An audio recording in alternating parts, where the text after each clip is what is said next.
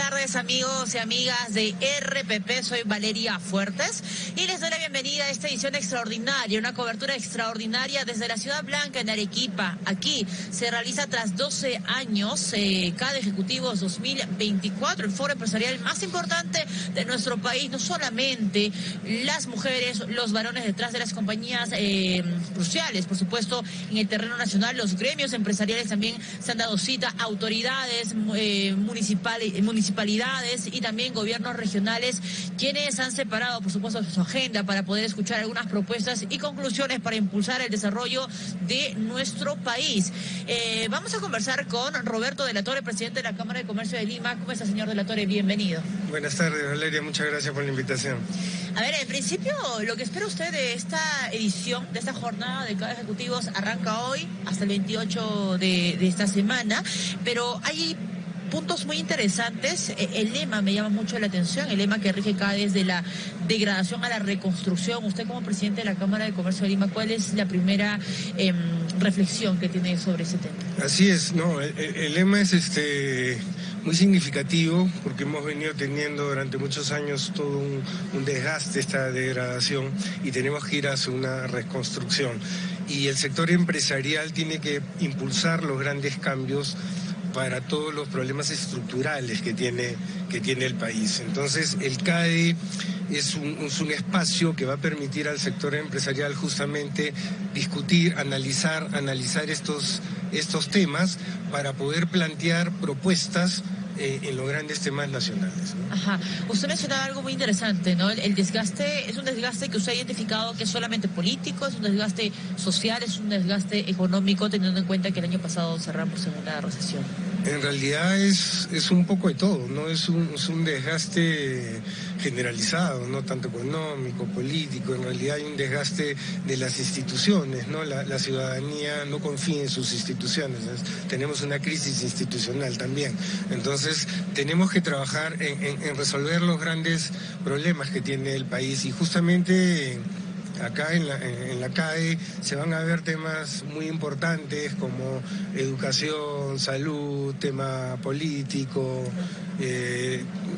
reformas estructurales que tenemos que hacer, etcétera, ¿no? Ahora, usted sí considera que hay un desafío pendiente por parte del gobierno en el tema de la recuperación de confianza, no solamente del lado social, o sea, la población en general, sino que este tema de la incertidumbre ha ido calando a tal punto que el sector privado también miraba con cierta distancia al Ejecutivo. ¿Estas líneas o esta brecha se ha reducido en los últimos meses? ¿Ha visto usted de repente algún cambio en el discurso, en el trabajo de la presidenta Dina Boluarte, del gabinete en pleno, del Congreso de la República?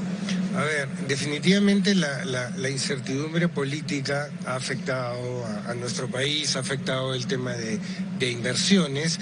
Si bien el gobierno está haciendo todos los esfuerzos para atraer inversión privada, el crecimiento de la inversión privada en lo que va del año de enero a septiembre ha sido 0.4.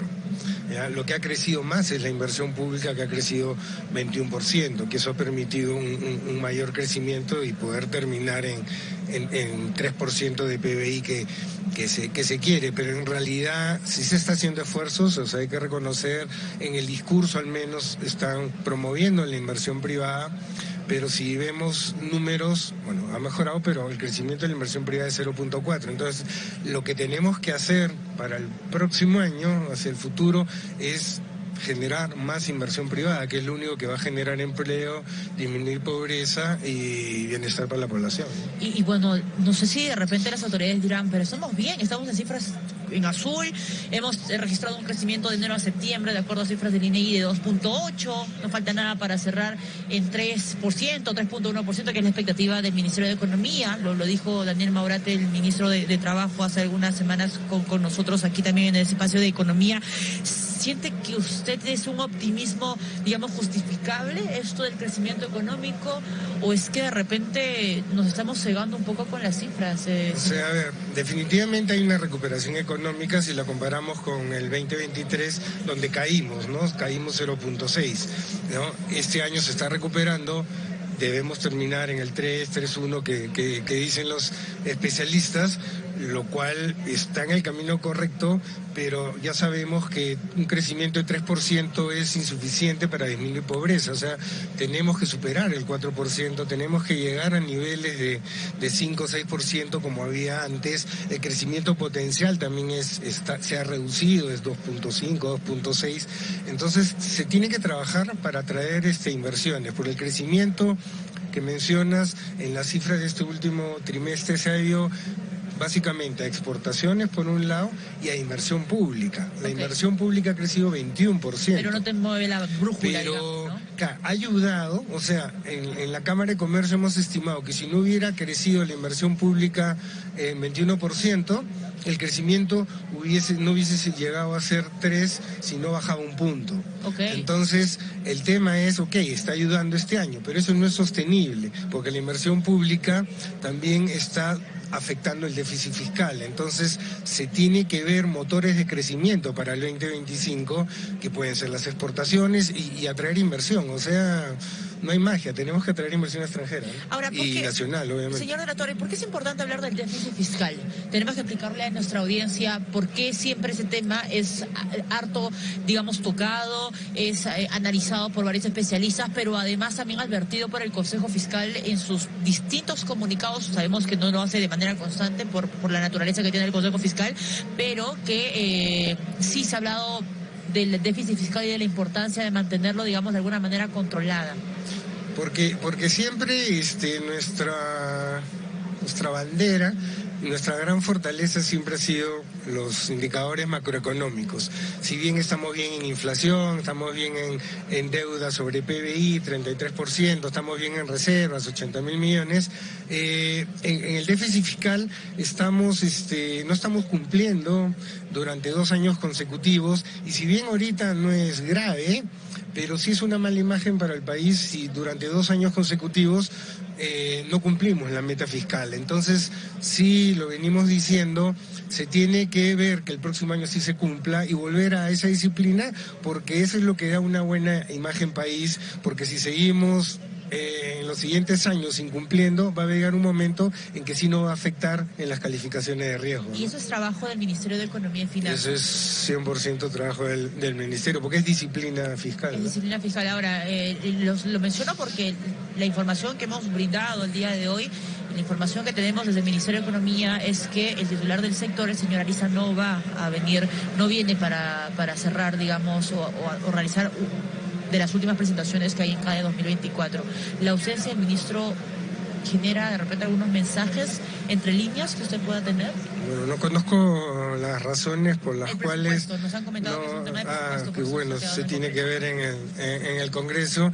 Bueno, en verdad siempre es una pena que no pueda venir, porque es importante este foro, este evento, donde lo importante es articular sector privado y sector público para llegar a consensos y a propuestas, a soluciones a los problemas. Y sí es importante escuchar su mensaje de hacia dónde vamos, cómo se piensa reactivar más la economía, cómo va a traer más inversión, etcétera. Señor de la Torre, ¿cuál debería ser, digamos, de las acciones principales que debería tener el gobierno en materia económica mirando el 2025? Sabemos que es un año, digamos, ya con las elecciones, pero hay algunos puntos en agendas que se van sumando, otras se van a fortalecer, otras van a perder de repente cierto protagonismo. Pero ¿cuáles deberían ser, digamos, los caballitos de batalla del Ejecutivo para el 2025 en materia económica? Yo empezaría por el tema de seguridad, porque al final la seguridad ciudadana afecta a la inversión, sí o sí. Entonces se tiene que trabajar mucho en el tema de seguridad, en disminuir. Esto ya está desbordado, como se ha venido comentando en los últimos tiempos, y eso va a ayudar a que pueda venir más inversión. Entonces, tiene que darse los estímulos para atraer inversión nacional y extranjera. Las zonas económicas especiales podría ser un mecanismo de atracción de inversiones. Tenemos que mejorar la productividad del país, o sea, y el Plan Nacional de Competitividad que está diseñado, que está en papel, se tiene que ejecutar. Entonces necesitamos ser más competitivos, necesitamos cerrar brecha de infraestructura. Eso es vital porque nos va a ayudar a ser más competitivos logísticamente hablando, etcétera. Entonces, y trabajar en el tema de salud y educación, que también afectan directamente a la productividad, ¿no? Ahora, se ha hablado ahora de la remuneración mínima vital. La información que teníamos durante la semana de APEC era dicha por el ministro de Trabajo, era que esta información o esta actualización de la remuneración que hoy marca 1.025 soles se iba a actualizar después justamente de la semana de líderes, de la cumbre de líderes, y ahora parece que va a ser una noticia hacia fines de año. Desde la Cámara de Comercio de Lima, ustedes también analizan esta situación, es un tema coyuntural, claramente. ¿Cuál es la opinión que merece el tema de la remuneración mínima vital? Así es, y no solamente de la Cámara de Comercio de Lima, hemos hecho pronunciamientos en todos los gremios empresariales. El tema de la remuneración mínima es un tema técnico, ¿ya? Y no es un tema que deba tener un discurso político ni una decisión política. Y los gremios empresariales, o sea, todos queremos que las personas ganen más dinero, o sea, nadie está en contra de eso, pero para eso se tienen que dar una serie de condiciones. Y al final, en el Consejo Nacional de Trabajo, que hay una comisión técnica donde hay una fórmula determinada, se determinó que no era el momento de hacer un incremento de remuneración mínima. Y adicionalmente, el Banco Central de Reserva acaba de anunciar en estos días que ha hecho un estudio donde incluso la remuneración mínima actual está sobreestimada. Ellos la han calculado que debería ser 726 soles. Ajá. Entonces, y si consideramos que el sector informal, el promedio de sueldo es 650, entonces vamos a alejar a todas las personas que están en la informalidad de poder acceder a la formalidad. La remuneración mínima la tienen 535.000 personas. Bueno, señor de la Torre, tenemos información, usted sabe que mientras estamos en Arequipa suceden cosas en el Congreso de la República, en el centro de nuestra ciudad, y tenemos esta información. El Pleno ha censurado al ministro de Energía y Minas, Rómulo Mucho. La única bancada que se opuso fue APP, que marcó abstención en su mayoría. ¿Cuál es su reacción sobre esto? Porque se ve un contexto donde se está debatiendo la ley MAPE, que ha sido presentada por el Ejecutivo, pero además el intento de ampliar Reinfo, y que estamos en una región altamente minera, como lo es Arequipa. Bueno, en las últimas entrevistas que se le ha visto al ministro Mucho, como que él ya presentía que le iba a ocurrir eso, y bueno, él ha dicho ya presenté el proyecto de ley MAPE, que es fundamental que se discute y se apruebe una ley para la pequeña minería y la minería artesanal, porque tampoco se puede dejar desprotegidos, claro, a todo ese sector. Entonces, si bien como muchas cosas en el país se hacen todo a última hora, porque han tenido ya bastante tiempo, varios años para poder trabajar esto, hay que pedirle al Congreso que trabaje a full time para poder sacar una norma y no se tenga que prorrogar el Reinfo, que ya está demostrado que la minería ilegal se vale de esta ley para estar para que no se le, ¿no? Para cubrir si no puedan. Y el tema de la impunidad también es bien grave. Ahora, pese a la censura del ministro Rómulo Mucho, bueno, a ver, estas cosas se decían en el Congreso de la República y para nadie es novedad que hay intenciones de ampliar Reinfo, ¿no? Y los tentáculos tan graves que tiene la minería ilegal, que incluso puede escalar a ciertas esferas de poder. ¿Es una batalla perdida para el gobierno esto?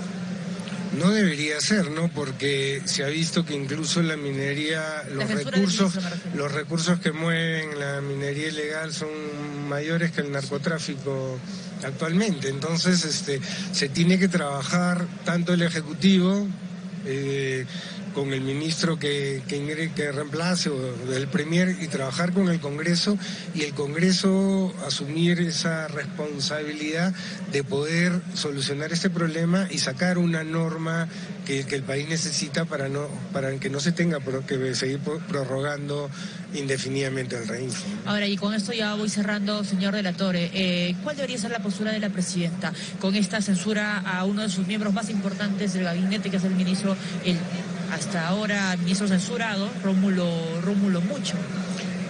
Bueno, el Congreso es una facultad del Congreso poder censurar a los ministros. Aparentemente no ha llegado a convencer ahí las explicaciones que dio el ministro. Por la demora de la presentación.